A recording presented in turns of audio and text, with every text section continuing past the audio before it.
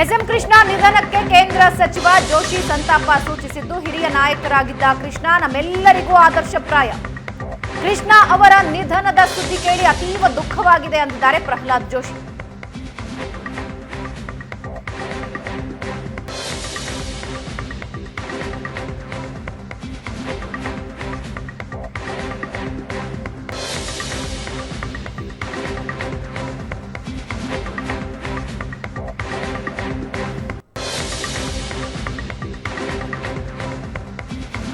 ಜೋಶಿ ಅವರ ಟ್ವೀಟ್ ನೋಡ್ತಾ ಇದ್ದೀರಾ.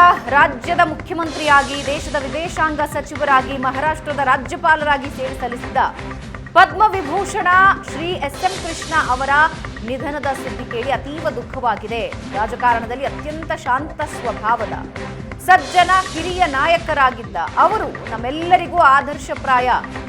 ಭಗವಂತ ಅವರ ಕುಟುಂಬ ಮತ್ತು ಪ್ರೀತಿ ಪಾತ್ರರಿಗೆ ಅವರ ಅಗಲಿಕೆಯ ನೋವನ್ನ ಭರಿಸುವ ಶಕ್ತಿ ನೀಡಲಿ ಅಂತ ಪ್ರಾರ್ಥಿಸುತ್ತೇನೆ ಅಂದಿದ್ದಾರೆ.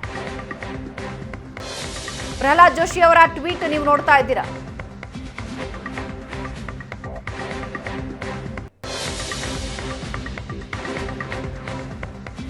ಈಗಿನ ಪಂಕ್ತಿಯಲ್ಲಿ ನಿಲ್ಲುವ ಎಲ್ಲ ರಾಜಕಾರಣಿಗಳಿಗೂ ಎಸ್ ಎಂ ಕೃಷ್ಣ ಒಂದು ರೀತಿ ರೋಲ್ ಮಾಡೆಲ್.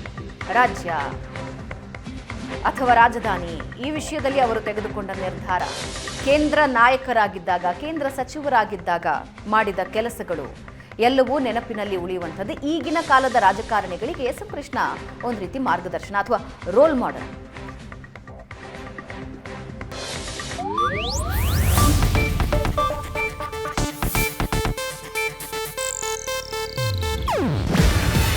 ಇದು ಏಷ್ಯಾನೆಟ್ ನ್ಯೂಸ್ ನೆಟ್ವರ್ಕ್ ಪ್ರಸ್ತುತಿ.